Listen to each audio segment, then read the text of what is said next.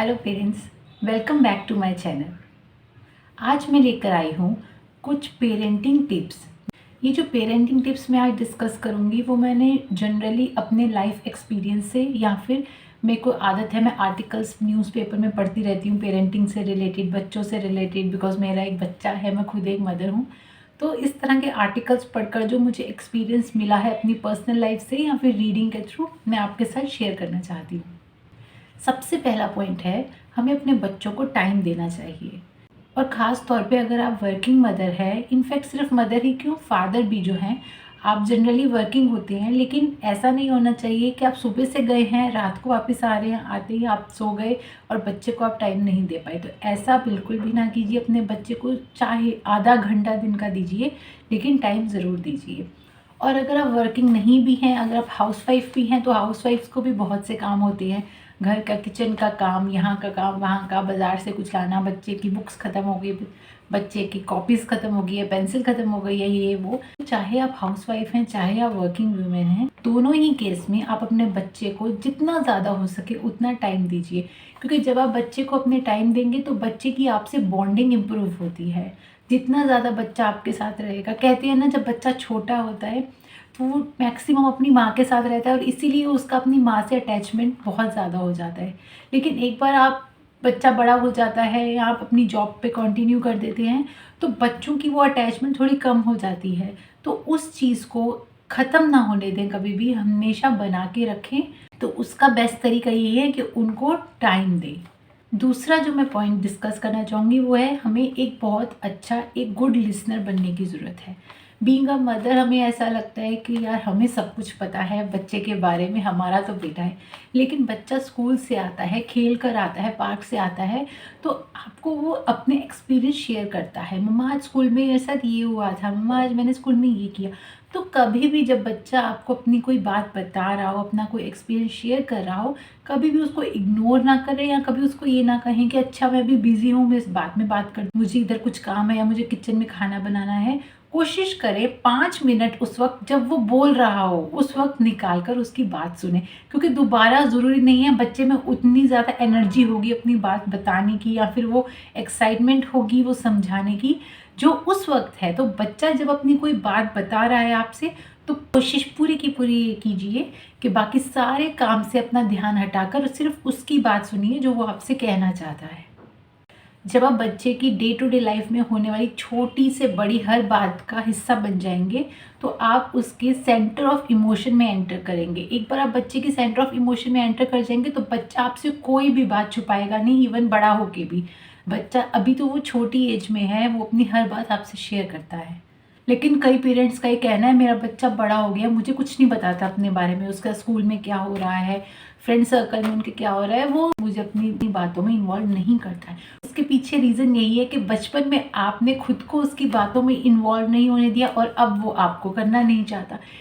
क्योंकि जो वो सेंटर ऑफ इमोशन जिस टाइम पे आपको उसमें एंटर करना था, उस टाइम पर तो आप अपने काम में बिजी रहते थे, अपनी किचन में बिजी रहते थे, अपने बाहर के ऑफिस के काम में बिजी रहते थे, जब बच्चे को आपकी पूरी ज़रूरत थी। अब उसने अपनी सेंटर ऑफ इमोशन बाहर ढूंढना शुरू कर दिया। उसे लगने लगा है घर पे तो मेरी कोई सुनता नहीं है, मेरी तरफ किसी का ध्यान ही नहीं है, तो मैं क्यों ना बाहर वालों को, मैं अपने दोस्तों को, जो भी उसके फ्रेंड्स रहे, उनके साथ वो अपनी बातें ज़्यादा शेयर करने लग गया। तो इसीलिए छोटी एज में ही बच्चे के साथ जितना ज़्यादा हो सके इन्वॉल्व हो, उसकी जितनी बातें हो सके उसको सुने। So you have to be a very good listener at the early age, तभी वो आगे जाके आपसे सारी बातें डिस्कस करेगा।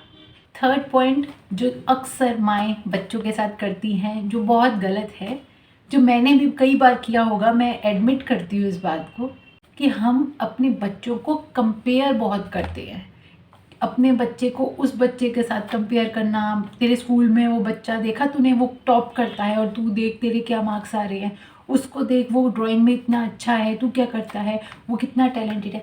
ये सब बातें जब मदर्स अपने बच्चों के साथ करती है, और जनरली ये बातें माएँ ही करती हैं, आपने देखा होगा फादर इतना नहीं करते। माओ में ये पता नहीं क्यों शुरू से ही ये वाली कंपटीशन वाली फीलिंग रहती है कि मेरा बच्चा ही सबसे आगे होना चाहिए। लेकिन ऐसा क्यों? हर चीज़ में हमारा बच्चा आगे नहीं हो सकता। हम उस पर छोटी उम्र में ही इतना बर्डन डाल देते हैं, देख तू पढ़ाई नहीं कर रहा, उसको देख वो कितनी पढ़ाई करता है। ये बहुत गलत है। जब हम बच्चे का किसी के साथ कंपैरिजन करने लग जाते हैं तो बच्चे का कॉन्फिडेंस लेवल बहुत डाउन हो जाता है। जितना ज़्यादा हम बच्चे को कहेंगे कि तुझको ये भी नहीं आता, तुझे वो नहीं आता, उसको देख उसको ये भी आता है, उसे वो भी आता है, बच्चे का कॉन्फिडेंस लेवल उतना ही लो होता जाएगा और उतना ही मुश्किल हो जाएगा उसके लिए उस चीज़ को कर पाना। क्योंकि एक बार हम किसी चीज़ को दोहरा दोहरा के बच्चे के दिमाग में डाल देते हैं ना कि तुझे ये नहीं आता, तू नहीं कर सकता, तो बच्चे को लगने लग जाता है कि हाँ मैं तो ये कर ही नहीं सकता।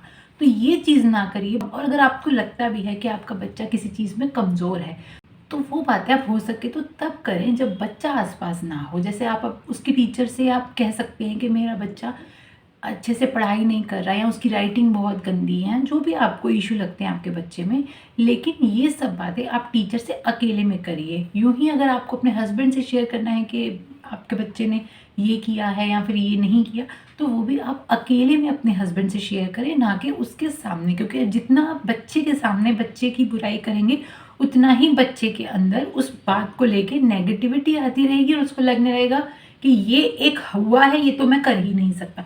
तो बच्चे को कभी भी किसी से कंपेयर ना करें और उसकी बुराई उसके सामने ना करें। फोर्थ पॉइंट है, हमें अपने बच्चे की हॉबीज़ ढूंढनी चाहिए। छोटी उम्र में बच्चा खुद तो बता नहीं पाएगा कि मामा मुझको इस चीज़ का शौक है, तो उसके अंदर की हॉबीज़ है वो हमको ही ढूंढनी होंगी कि उसका इंटरेस्ट किस चीज़ में है। हम जनरली शिकायत करते हैं बच्चे से कि तुम कितना टीवी देखते हो, कितना फ़ोन देखते हो, कितना खेलते कूदते हो, लेकिन उसके पीछे रीज़न ये है कि उसका टाइम पास करने का वही तरीका है। उसको और कोई तरीका पता ही नहीं है अपना पूरा दिन स्पेंड करने का। उसने हमको टीवी देखते हुए देखा है, हमें फ़ोन चलाते हुए देखा है, तो उसको लगता है ये सब लाइफ में करना है। तो हमें क्या करना है, उस बच्चे को किस चीज़ में इंटरेस्ट है वो फाइंड आउट करना है। जैसे हो सकता है आपके बच्चे को म्यूज़िक का इंटरेस्ट हो, गिटार बजाने का इंटरेस्ट हो, वायलिन बजाने में इंटरेस्ट हो, या फिर हो सकता है जैसे मितांश है, मैं जानती हूँ मितांश को शुरू से ही ड्राइंग का इंटरेस्ट है। तो हॉबीज़ हैं उनको पहचानिए, और जब भी आपको लगे कि बच्चा फ्री है, इस टाइम बच्चे को पढ़ना नहीं है या फिर खेलना नहीं है, खाना पीना उसका हो चुका है, अभी उसने सोना नहीं है, तो उसको उसकी जो हॉबी है, उसका जिसमें इंटरेस्ट है, उससे वो करवाइए। तो उससे उसका जो माइंड टीवी में और फ़ोन में इतना नहीं जाएगा, अपनी हॉबीज़ को परस्यू करेगा, और जब वो अपनी हॉबीज़ को परस्यू करेगा अपनी उस हॉबी में एक्सपर्ट होगा। तो एक बार बच्चा किसी चीज़ में एक्सपर्ट हो गया तो आप जानते ही हैं कि फिर बच्चा उस चीज़ में रुकता नहीं है, आगे बढ़ता रहता है। तो इस चीज़ पे आपको ध्यान देने की ज़रूरत है कि बच्चे की हॉबीज़ क्या है। फिफ्थ और लास्ट पॉइंट, और जो बहुत ज़रूरी पॉइंट है माँओं को लेके स्पेशली, वो है एंगर मैनेजमेंट। हम मदर्स जो होती हैं, हमारे ऊपर काम का इतना बर्डन होता है, क्योंकि हमें सिर्फ घर का काम नहीं देखना होता, हमें बाहर का भी देखना है, हमें बच्चे को भी संभालना है, हमारे पास बहुत सारी रिस्पॉन्सिबिलिटीज़ होती है। तो उसका एक नेगेटिव आउटकम ये होता है कि हमारे अंदर गुस्सा बहुत जल्दी आ जाता है।